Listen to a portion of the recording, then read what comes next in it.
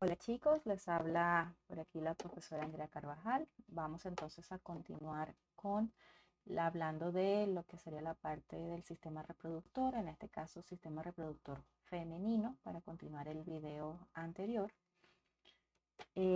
Vamos a empezar igual que antes, hablando un poquito, recordando un poquito la anatomía del sistema reproductor femenino. Recordemos que está formado básicamente por las gónadas, que es donde va a hacer efecto la FSH y LH, que son los ovarios, los cuales tenemos dos ovarios. Estos ovarios están en contacto estrecho o íntimo con lo que serían las trompas de falopio, que están unidas al útero.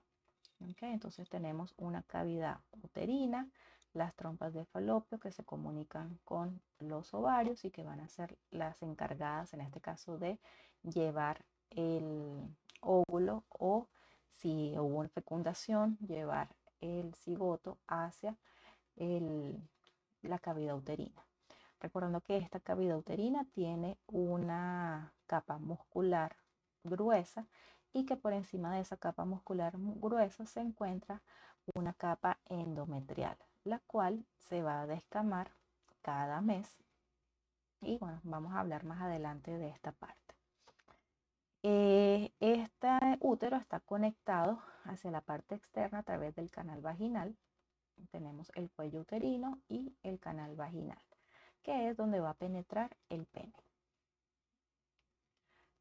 Y bueno, por aquí pues simplemente quiero que vean la relación que existe entre el ovario directamente estrecho con la trompa y bueno, el camino por donde va a ir el ovocito. Aquí tenemos una vista donde vemos las relaciones. Aquí está el ovario, el útero, el canal vaginal, que el canal vaginal en, normalmente pues está colapsado, como lo vemos aquí, y el introito vaginal, que sería esta parte de aquí, que es como la parte más externa antes de la entrada a la vagina. Tenemos los labios menores y los labios mayores y el monte de Venus, que estaría formado por el vello púbico, ¿no? Que tiene la piel en esta zona. Entonces, empezando a hablar por la parte del sistema hormonal, igual como ya habíamos hablado anteriormente, el eje va a estar formado por la GnRH, que es la hormona hipotalámica. Esa hormona hipotalámica va a hacer efecto sobre la hipófisis anterior para producir FSH y LH. Y ese FSH y LH van a hacer su efecto sobre el ovario para la producción de progesterona y estrógenos. Ajá. Entonces, en cuanto al ciclo ovárico, el ciclo mensual femenino, tenemos dos cosas de las cuales tenemos que hablar. Una sería el ciclo ovárico, que son los cambios que ocurren en el óvulo o dentro del ovario para la producción del óvulo mensualmente. Y vamos a tener otra parte que va a ser el ciclo endometrial o menstrual, que son todos los cambios que ocurren para lograr o generar un cambio en ese endometrio que finalmente, si no hay fecundación, pues es desechado y es cuando ocurre el sangrado o comúnmente llamado menstruación. Entonces vamos a primero hablar del ciclo ovárico y después vamos a irnos con lo que sería el ciclo menstrual como tal. Perdón. Entonces, tenemos que el ciclo en general tiene una duración aproximada de 28 días, sin embargo esto puede variar dependiendo de cada mujer. Los ciclos pueden ir incluso desde ciclos cortos de 21 días hasta ciclos largos de 35, 36 días. Entonces, obviamente, como les digo, pues vamos a guiarnos siempre por el ciclo de 28 días, que es el más común, es el que tienen la mayoría de las mujeres. ¿Qué va a generar ese ciclo? ¿Por qué se da ese ciclo ovárico? Para poder generar la ovulación y para poder generar la ovulación obviamente en el ovario y la proliferación y secreción en el endometrio o en el útero. En el útero, obviamente, del endometrio. Entonces, fíjense, nosotras somos un poquito más complicadas que la parte hormonal de los hombres. ¿Por qué? Porque no tenemos una secreción continua de hormonas. Ellas van a cambiar durante cada mes. Entonces, vamos a hablar primero que todo de las gonadotropinas. Recuerden que y empezamos con la producción de GnRH que va a ir hacia la hipófisis para producir FSH y LH. Ese pico de GnRH va a activar la formación de gonadotropinas, tanto FSH o LH, pero durante los primeros días de ese ciclo va a ser mayor la producción de FSH que la de LH, y así se va a mantener durante todo la primera parte del ciclo hasta llegar más o menos al día 12 o 13. Ese día 12, este efecto se invierte y empieza el aumento de LH. Este aumento progresivo de LH, que es lo que se le llama el pico de LH, es lo que va a finalmente generar la ovulación. Si no hay este pico de LH, no se va a dar la ovulación. Luego de que se da la ovulación, la LH empieza a caer de forma rápida y abrupta, igual que la FSH, que también empieza a caer. ¿Ok? Entonces, básicamente, en cuanto a la gonadotropina, pues vamos a manejarnos así. Sin embargo, fíjense qué sucede con las hormonas gonadales, en este caso el estradiol y la progesterona. Vamos a irlos analizando a medida que vemos esto. Recuerden que durante la primera parte del ciclo lo que más estaba estimulado era la FSH, que es la hormona folículo estimulante. Esa FSH tiene la capacidad de generar o aumentar, en este caso, la producción de estradiol por las células de la granulosa. Recuerden que el ovocito está rodeado de una capa celular que son las células de la granulosa en su parte interna y otras células en la parte externa que serían las células de la teca. Este aumento de FSH aumenta la producción de estradiol por las células de la granulosa y por eso es que estos niveles de estradiol pues van aumentando progresivamente gracias al efecto de la FSH. Sin embargo, a medida que va aumentando la FSH, a medida que vamos llegando al día 12 o al día 13, aumenta el estradiol. Fíjense que ese aumento de estradiol tiene un efecto de retroalimentación negativa sobre la FSH y la LH justamente en este periodo entre el día 6, 7, 8, 9 y 10 del ciclo. Pero cuando vamos llegando al día 12, ese aumento de estradiol no genera una retroalimentación negativa, sino que más bien genera una retroalimentación positiva, especialmente de FSH. Esto se da ya que este aumento de estradiol progresivo y este aumento que se daba previo de FSH aumentaba la expresión de receptores de LH en el ovocito. Entonces, o en las células, en este caso de la granulosa. Este aumento de expresión de receptores de LH hace que la célula a su vez se haga más sensible al LH. Entonces, en este punto, justamente desde el día 12 hasta la ovulación, si estamos hablando de los días previos a la ovulación, es el único punto, como lo hablaba al principio, donde no se va a dar la retroalimentación negativa clásica del eje. En este punto más bien va a haber una retroalimentación positiva, donde este exceso de estradiol aumenta la producción de LH hasta lograr el pico de LH. Luego de que ese estradiol logra ese aumento de LH y que se logra la ovulación, el estradiol baja de forma importante y finalmente disminuye hasta el día más o menos 16, 17. Luego de ese día que se da la ovulación, al darse la ovulación sale el óvulo hacia la trompa de falopio, pero dentro del ovario se queda toda la capa celular que tenía, que eran las células de la granulosa y las células de la teca. Esas capas celulares se convierten en lo que se llama un cuerpo lúteo. El cuerpo lúteo se llama así porque cuando se quedan esas células allí, tienen un color amarillento. Entonces, por esa razón de ese color amarillento es que se le llama cuerpo lúteo, y por eso la hormona LH se le llama hormona luteinizante. Ese cuerpo lúteo se encarga, es hormonalmente activo, y después de que se da la ovulación, ese cuerpo lúteo se encarga de seguir produciendo estrógenos y progesterona, pero va a producir principalmente progesterona.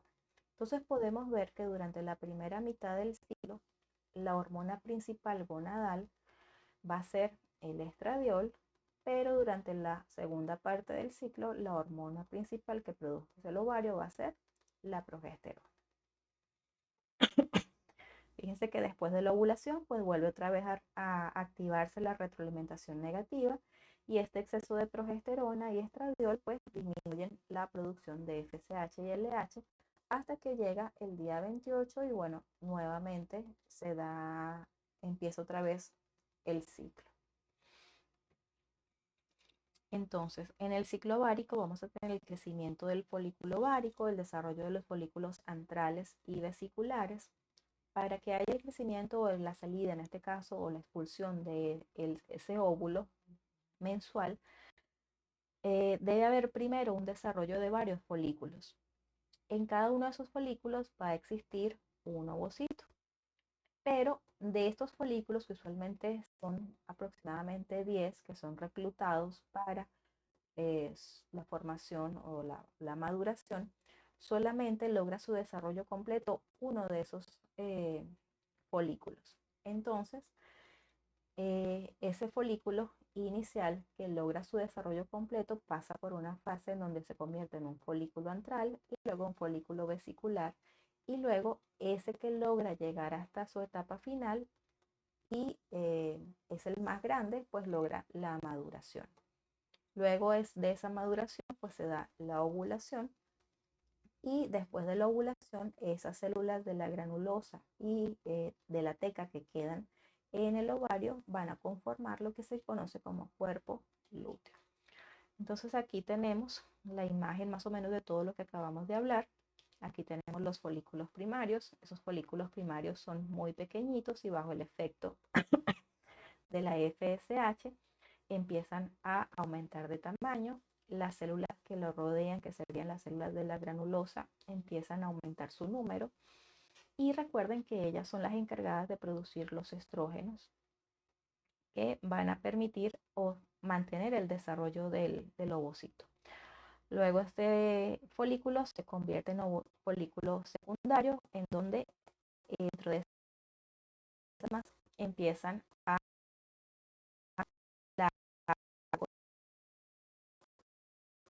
las secciones para generar el acto vesicular, que en este caso sería, fíjense que tenemos aquí el ovocito, tenemos una gran cantidad, y en la parte externa vamos a tener a las de la teca. En la parte interna las células de la granulosa, y la parte externa las células de teca.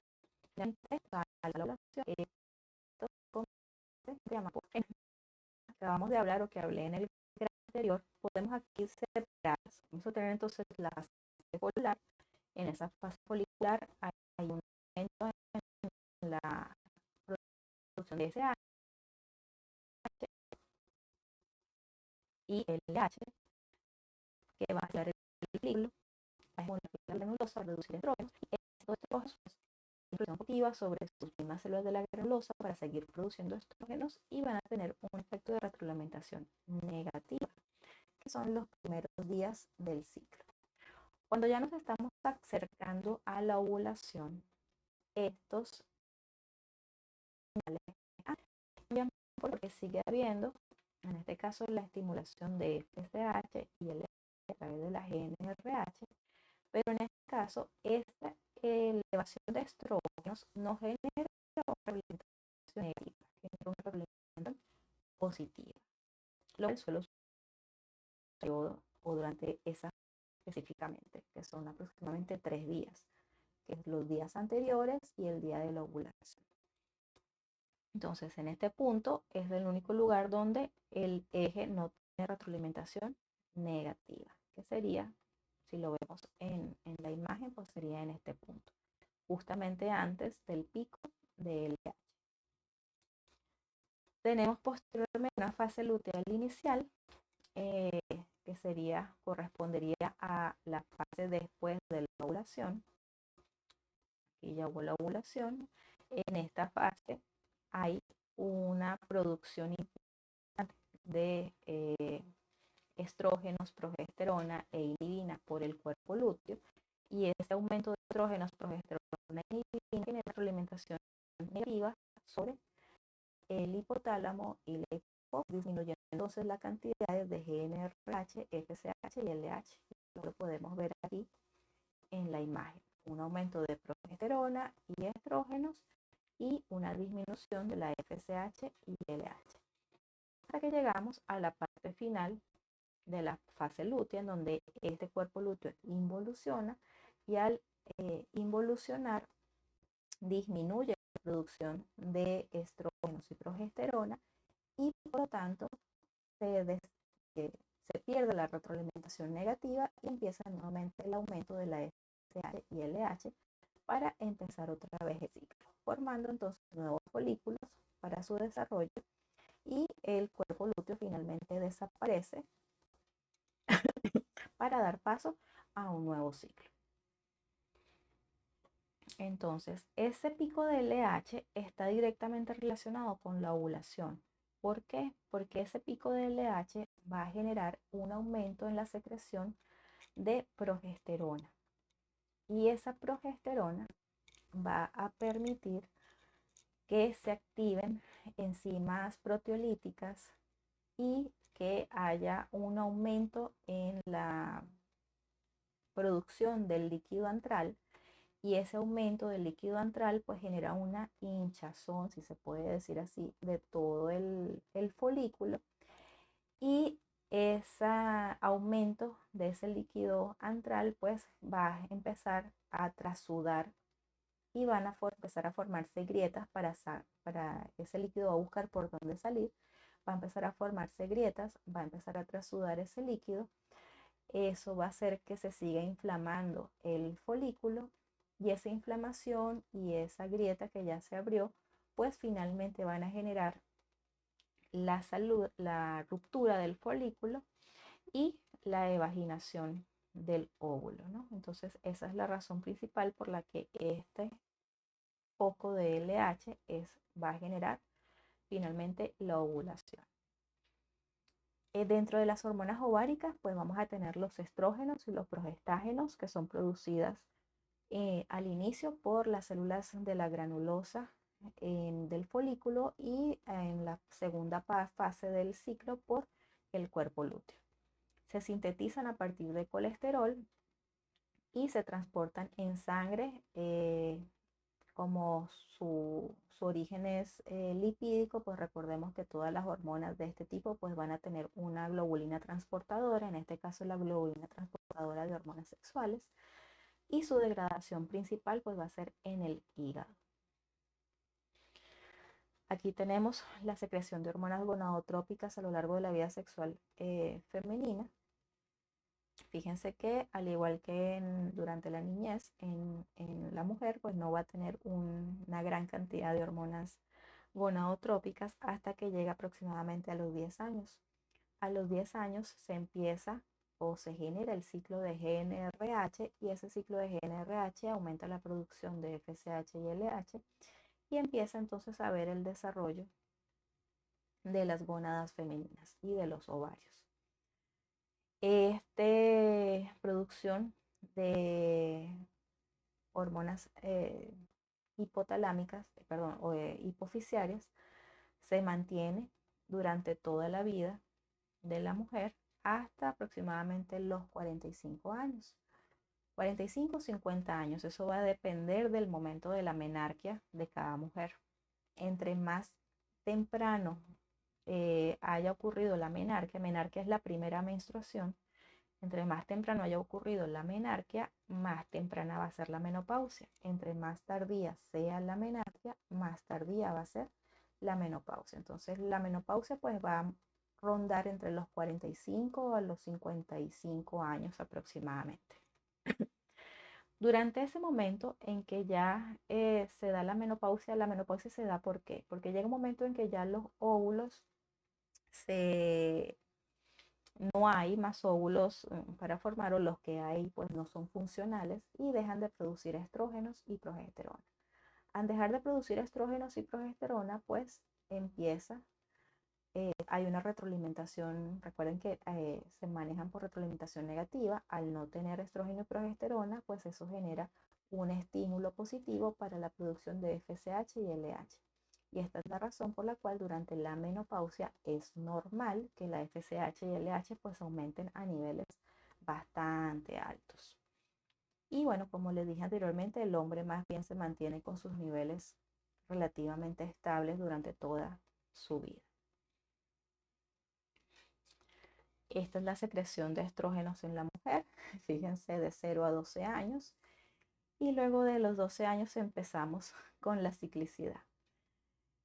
Entonces, bueno, chicos, para los hombres, pues entiendan entonces a nosotras las mujeres si tenemos cambios de humor mensuales, porque bueno, fíjense cómo son los cambios hormonales durante toda la vida hasta que finalmente llega la menopausia, que es otro cambio hormonal gigantesco para las mujeres. Entonces, bueno, esta razón de estos ciclos hormonales pues son los que generan los cambios en los ciclos menstruales, en los ciclos de ovulación, y por lo tanto también por su propio efecto pues pueden tener también efectos algunas veces psicológicos o depresivos en las mujeres. Entonces, el efecto de los estrógenos básicamente va a ser, al igual que en el hombre, también, aparte obviamente de su efecto gonadal específico, va a tener algunos efectos sobre el sistema en general para generar lo que se llama se me fue la palabra, los cambios secundarios femeninos. Entonces, en este caso, pues, ¿qué es lo importante? Los estrógenos van a generar luego de la pubertad, van a generar el desarrollo mamario. También está involucrada por el aumento y desarrollo mamario durante el embarazo y posteriormente en la lactancia.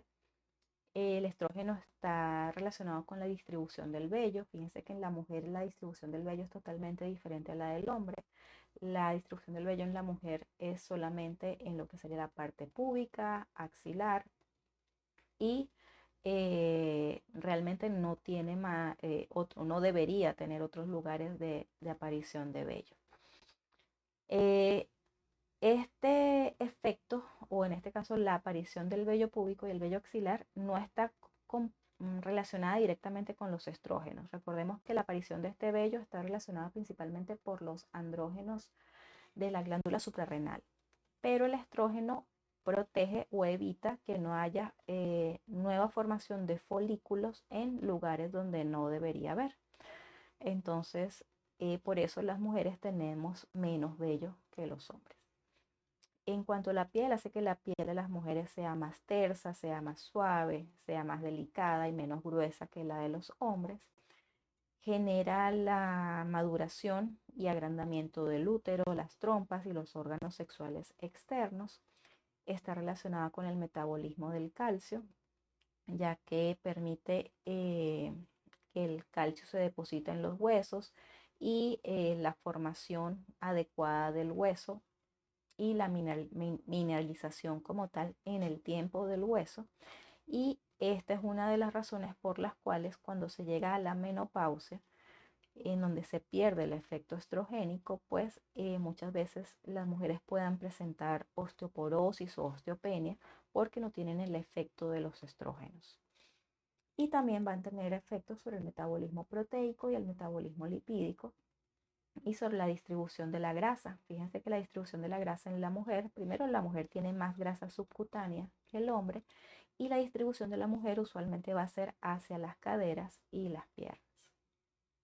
A diferencia del hombre, que la distribución es más muscular que grasa, tiene menos grasa subcutánea y por eso el cuerpo del hombre es un poco más cuadrado y el de la mujer es más redondeado. Aparte del estrógeno, recordemos que el cuerpo lúteo se encarga de producir la progesterona. La progesterona tiene los efectos de la progesterona son básicamente uterinos y mamarios. La progesterona se encarga en el útero de aumentar la capacidad secretora del endometrio. Recuerden que el endometrio se forma para poder anidar, en este caso, el cigoto y para poder nutrirlo de forma adecuada. Para poder hacer esto necesita una producción de bastante de líquido, en este caso, nutricio para en el momento de la implantación y eso se logra gracias a la capacidad secretora del endometrio. Esas secreciones endometriales son las que van a nutrir, en caso de haber un cigoto, pues van a nutrir él mismo mientras se logra la anidación completa.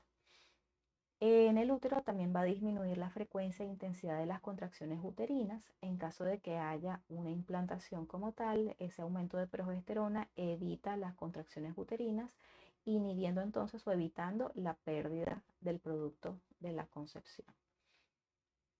En las trompas de falopio aumenta el revestimiento mucoso, genera mayor producción de su secreción, permitiendo que entonces sea más fácil para el cigoto viajar o para el espermatozoide pues llegar al óvulo. Igualmente aumenta los cilios o el movimiento de los cilios de la trompa, permitiendo entonces que en el caso de fecundación ese óvulo pueda llegar fácil y rápidamente hacia el útero. Y en la glándula mamaria aumenta el desarrollo de los lobulillos, de los alveolos mamarios, aumenta el tamaño de las mamas y si hay embarazo, pues durante el embarazo hay un aumento importante de progesterona que hace que estos efectos pues sean intensos. Ahora, hablamos anteriormente del ciclo ovárico. Vamos a hablar ahora de la segunda parte, que sería el ciclo endometrial.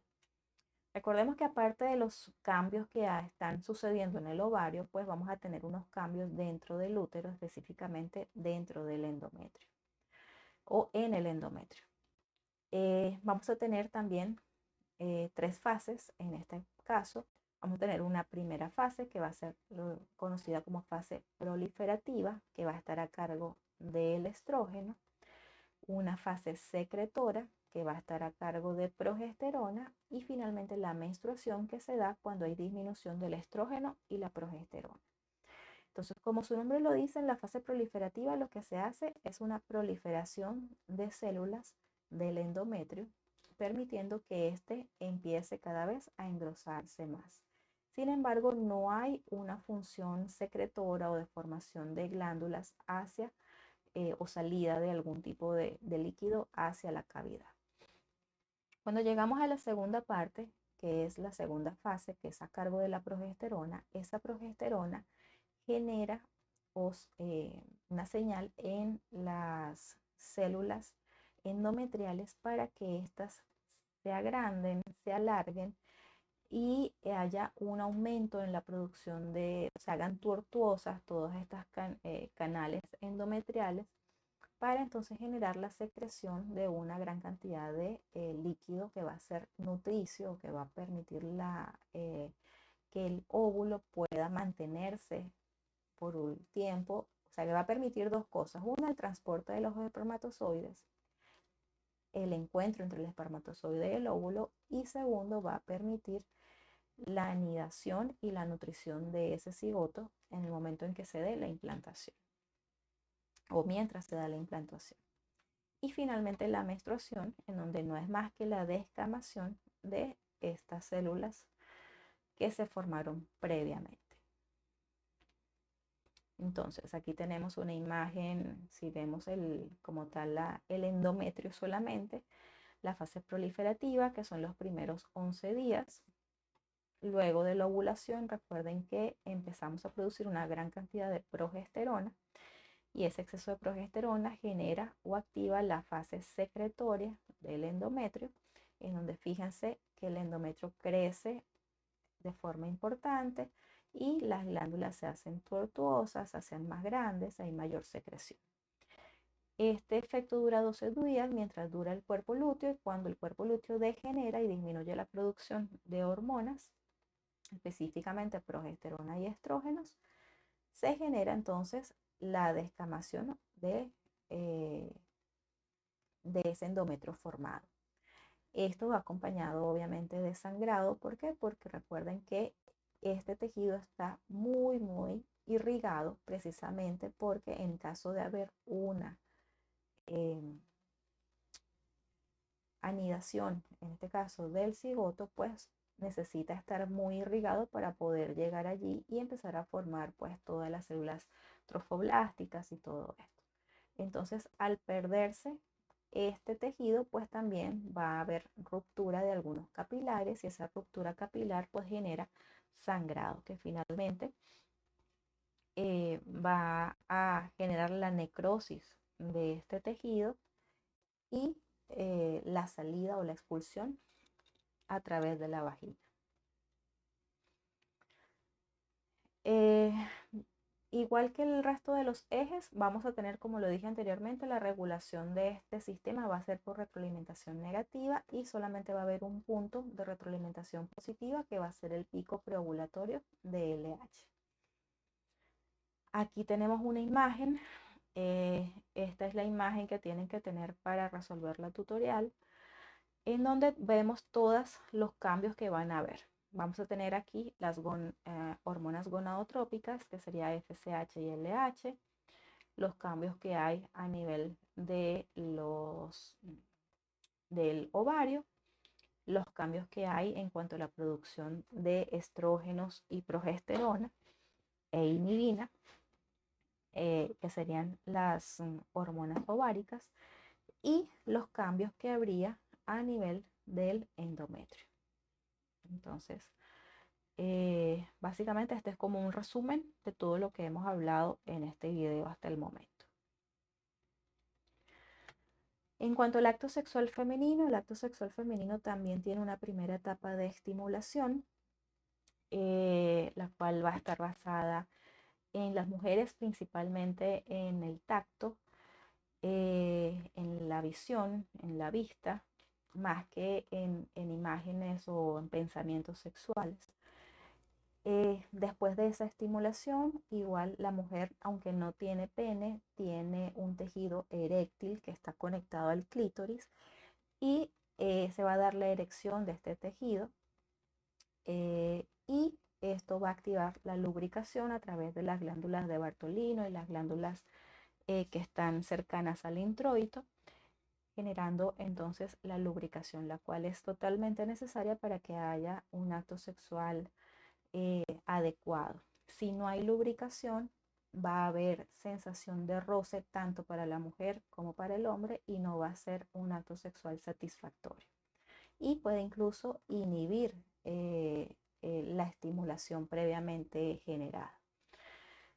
Luego de esa erección y lubricación, al igual que en el hombre, pues hay una estimulación continua de esta zona eréctil y finalmente a medida que aumenta y aumenta y aumenta esas señales, pues va a llegar el orgasmo. Que en el caso de la mujer, por no estar directamente relacionada con una función simpática y que esté relacionada con una función física como la eyaculación, pues el orgasmo en las mujeres puede reaparecer rápidamente o puede aparecer o tener varios orgasmos al mismo tiempo. Entonces, ese es un poco el cambio que hay en cuanto al acto sexual femenino. En general, pues se basan en las mismas fases eh, y bajo los mismos efectos, ¿no? Hablando de anticonceptivos orales, el efecto del anticonceptivo oral, recordemos que para que haya ovulación, o sea, para que haya fecundación tiene que haber ovulación. Y para que haya ovulación tenemos que tener el pico de LH. Si no hay un pico de LH no va a haber ovulación. Entonces, básicamente el efecto de los anticonceptivos orales es inhibir el pico de LH. Al inhibir el pico de LH y no haber ovulación, no va a haber forma que haya fecundación. Esto se basa en precisamente la retroalimentación negativa que veníamos hablando. Si tú administras, en este caso vamos a administrar un estrógeno y un progestágeno sintético, ese estrógeno y ese progestágeno sintético tienen la capacidad de generar una señal de retroalimentación negativa para la producción de FSH y LH. Entonces la producción de FSH y LH disminuyen. No se bloquean por completo, pero sí disminuyen. Y al mantener las cantidades estables de hormonas durante todo el ciclo menstrual, vamos a inhibir el ciclo como tal de LH. Recuerden que la LH, para que se produzca el pico, tiene que haber un aumento progresivo de estrógenos. Al no haber el aumento progresivo de estrógenos, no se da la retroalimentación positiva de la mitad del ciclo, no habría pico de LH y por lo tanto no habría ovulación. Entonces, ese es el efecto básico de los anticonceptivos orales. Los que son, que se toma una tableta, usualmente las tabletas son el blister, trae 21 tabletas, que correspondería a los 21 días de tratamiento. Se debe tomar siempre una tableta a la misma hora, empezando desde el primer día del ciclo de la menstruación. Ese primer día de la menstruación se empieza a tomar la primera pastilla y se toma una diaria a la misma hora hasta llegar al día 21. En el día 21, que se terminan las pastillas, se va a dar, en este caso, al tener no tener el efecto de los anticonceptivos, como ya se ha dado no se da el pico de LH, pero sí se da el estímulo para la producción del endometrio. Se ha formado el endometrio y se da entonces al inhibir o al no tener el efecto de retroalimentación negativa de base, al no tener el progestágeno y el estrógeno, vamos a generar la menstruación. Y entonces se da la menstruación en ese día, es lo posterior al día 21, y a los 7 días se vuelve a reiniciar la próxima caja de anticonceptivos orales. Entonces esa es la forma más o menos como trabajan los anticonceptivos orales. Tenemos también los anticonceptivos inyectados y los que son de depósito, que son un progestágeno modificado, el cual se coloca en un implante o se coloca en forma de depósito y se va liberando, se coloca de forma subcutánea y se va liberando poco a poco. Hay varios implantes de diferentes tipos, unos duran más tiempo, otros duran menos tiempo, pero en general el efecto es el mismo, generar o tener de base una producción de hormona que me inhiba el pico de LH y por lo tanto inhibir la ovulación.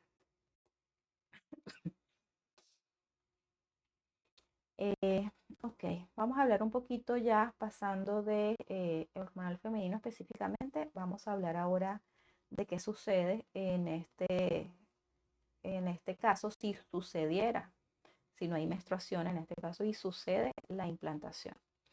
Recordemos, esto ustedes ya lo vieron en embriología, pero bueno, vamos a recordar rápidamente.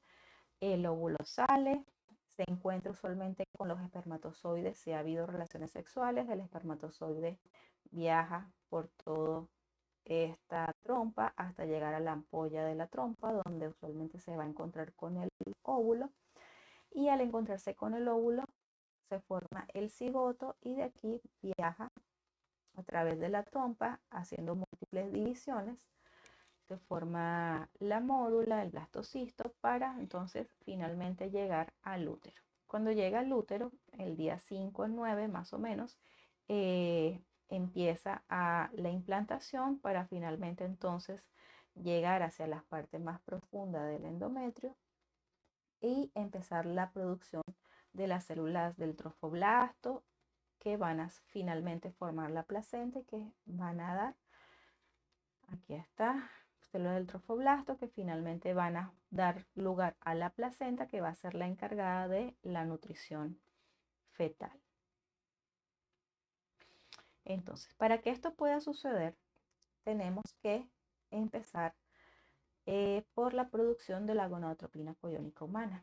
Recordemos que luego de la ovulación, al día siguiente de la ovulación, esas células que quedaron de la teca y de la granulosa van a formar el cuerpo lúteo.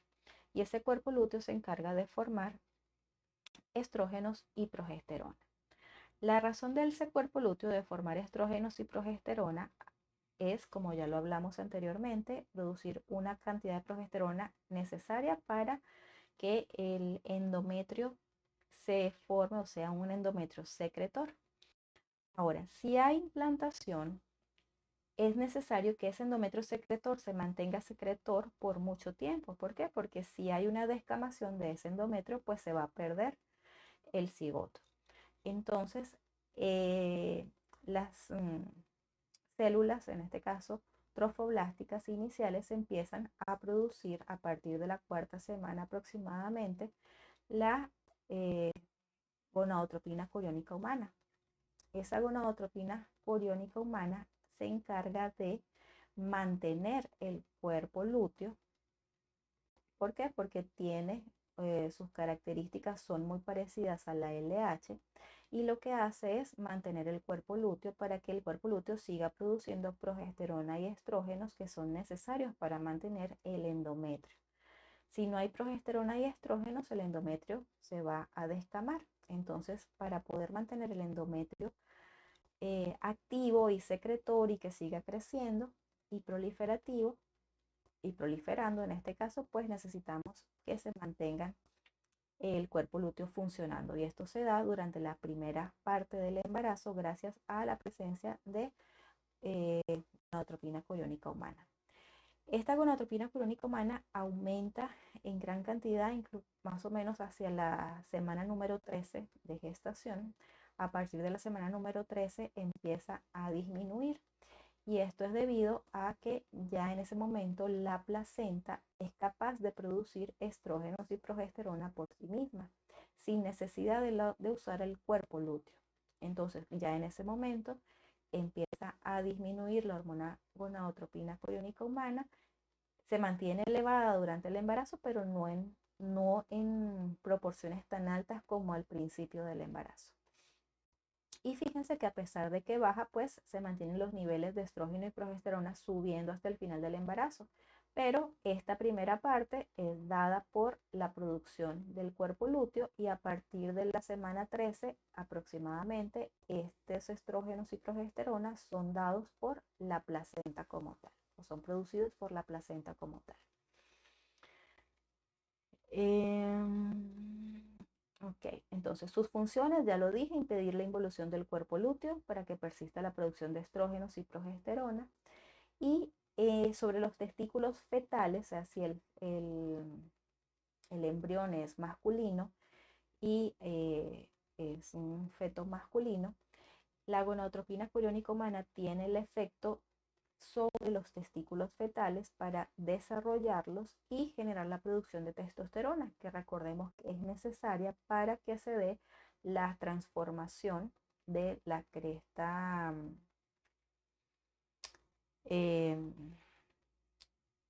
o el preludio de los órganos sexuales masculinos se da gracias al estímulo de la testosterona. Entonces, si no hay el efecto de la testosterona durante la etapa fetal, no va a haber desarrollo ni de pene ni de testículos. Por lo tanto, quedaría con un desarrollo sexual, unos órganos sexuales más femeninos. Entonces, de allí la importancia de la gonadotropina coriónica humana. Tenemos que durante el embarazo vamos a tener también la producción de estrógenos placentarios. Esos estrógenos placentarios que vieron en la anterior que iban subiendo, al igual que la progesterona, pues van a tener una función importante, ya que el estrógeno es el que va a permitir el aumento del útero, que va a ir creciendo a medida que vaya creciendo el feto, aumenta el tamaño de las mamas de la madre, preparándola para la lactancia materna, aumenta los genitales externos de la madre, permitiendo que se vaya formando o preparando para posteriormente el parto, y hay relajación de los ligamentos pélvicos, lo cual precisamente permite la preparación para el parto. Y la progesterona, en este caso en el embarazo, pues está relacionada con el desarrollo de células endometriales para la nutrición del embrión. Va a reducir la contractilidad del útero grávido, ya que si hay contractilidad del útero, pues se puede perder y puede haber un aborto espontáneo.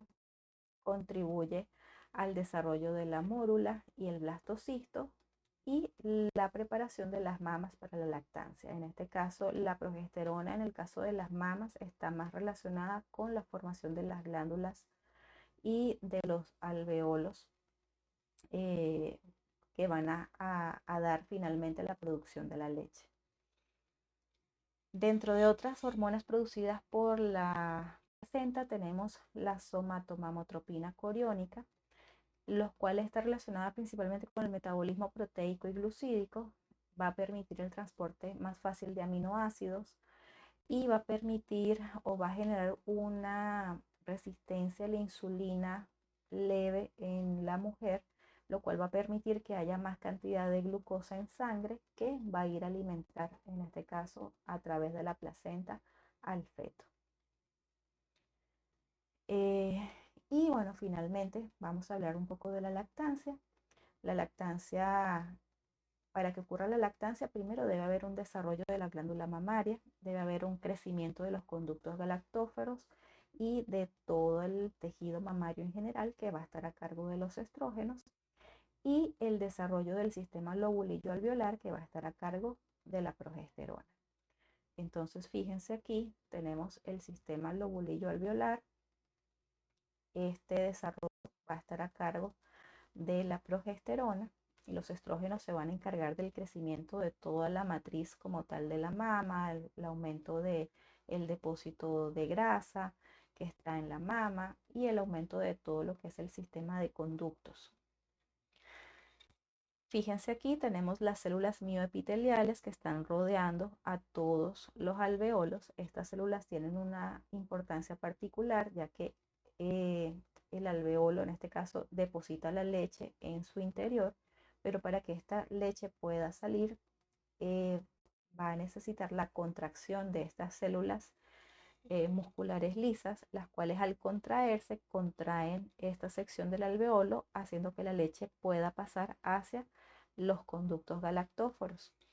Esto es fundamental, ya que estas células mioepiteliales, recordemos cuando vimos la parte de oxitocina, son estimuladas por la oxitocina. Entonces la oxitocina está relacionada, como lo dije en aquella clase, con la eyección de la leche, mientras que la prolactina está relacionada con la producción como tal de la leche, o sea, producción de la leche hacia el alveolo. Recordemos que la prolactina es secretada por la adenohipófisis. Ella va a empezar a aumentar a partir de la quinta semana de embarazo. Sin embargo, durante el embarazo no hay salida de leche, o hacia las partes finales, las semanas finales, hay una salida de un líquido, pero no es de leche como tal. Y no hay salida de leche, ¿por qué? Porque recordemos que durante el embarazo hay una gran cantidad de estrógenos y progesterona. Estos estrógenos y progesterona inhiben el efecto de la prolactina. Es decir, hay prolactina alta, pero va a estar inhibida la producción de la leche gracias a los estrógenos y la progesterona.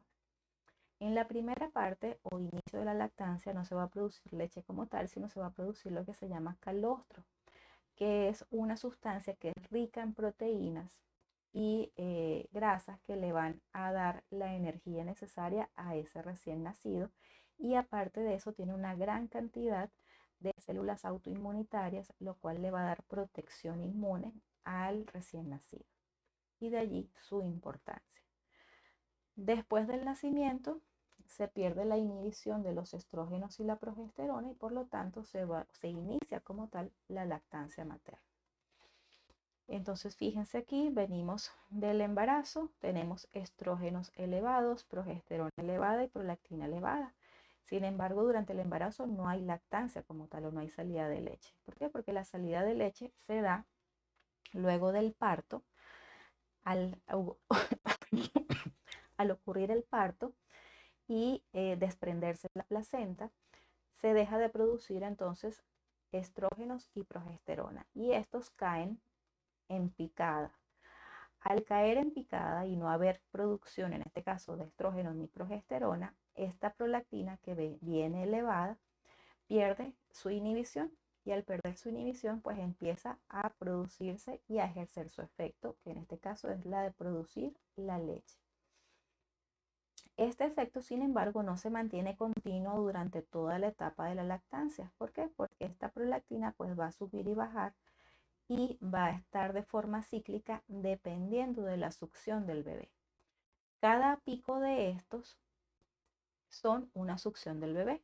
Cada vez que el bebé succiona el pezón, succiona la areola, pues vamos a tener el efecto de la producción de prolactina hipotalámica. Se produce la prolactina, se estimula la producción de leche y luego de que el bebé deja de tomar la leche, pues vuelve otra vez a su nivel normal hasta que vuelve otra vez a estimularse. Fíjense que durante todo este periodo, mientras haya una lactancia materna exclusiva, es decir, se mantenga la lactancia materna exclusiva y se mantenga la prolactina elevada por un mayor periodo de tiempo, los niveles de estrógenos y progesterona se van a mantener bajos.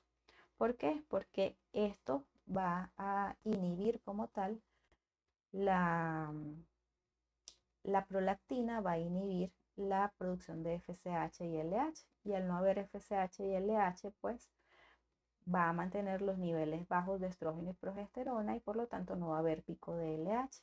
De allí que la lactancia materna sea también, esté dentro de los mecanismos anticonceptivos naturales, si se puede decir. Por supuesto, este efecto de anticoncepción natural solamente va a servir si hay una lactancia materna exclusiva. Si no hay lactancia materna exclusiva, no se pierde la ritmicidad y el aumento de la prolactina y puede haber entonces secreción de FSH, LH y desarrollo de algún ovocito. Entonces, el estímulo principal va a ser la succión del bebé. Si no hay succión, no va a haber estímulo para producción de leche. Por eso la succión es lo principal. Y se le debe informar a la madre desde el embarazo que cuando vaya a tener la lactancia materna es muy importante la succión del bebé. Si no hay succión, si no hay estímulo del pezón, no va a haber producción de leche materna. Entonces, esto es fundamental. Si la madre da solamente, por ejemplo, durante el día lactancia materna, pero en la noche da fórmula, al no haber succión durante la noche, esto va a limitar o reducir la producción de leche por la mama. Entonces, es muy importante recordar que la producción de leche se va a mantener estable siempre y cuando haya el estímulo de succión. Ese estímulo de succión va a llegar a nivel hipotalámico para entonces inhibir la producción de dopamina y estimular la producción de prolactina.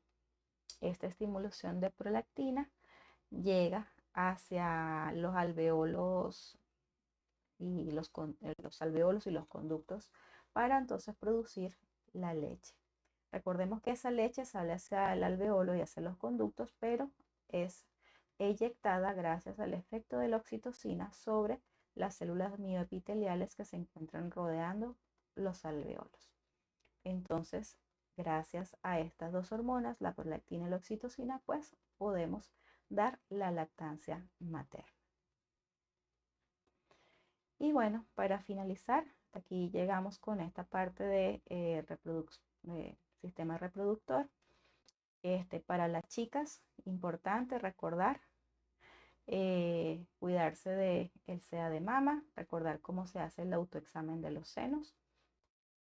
Estas flechas indican cómo se debe examinar la mama, primero hacia la parte central, luego de forma circular y luego en forma paralela desde abajo hacia arriba hasta abarcar toda la mama. En caso de encontrar alguna nódulo o bulto extraño, recordar que debemos consultar al médico. Entonces, bueno, muchas gracias por su atención y nos vemos para un próximo video.